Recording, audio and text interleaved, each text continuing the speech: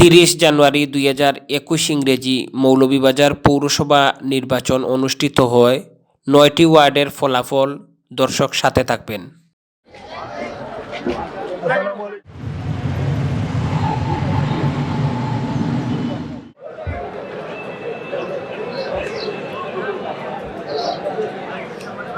দ্বিতীয়বারের মতো নির্বাচিত হয়েছেন নৌকা মার্কা নিয়ে মেয়র ফজলুর রহমান।